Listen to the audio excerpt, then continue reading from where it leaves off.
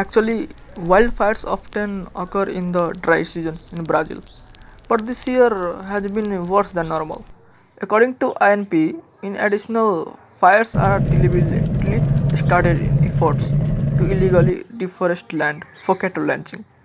Cattle ranching is the largest driver of deforestation in every Amazon country, accounting for 80% of current deforestation rates.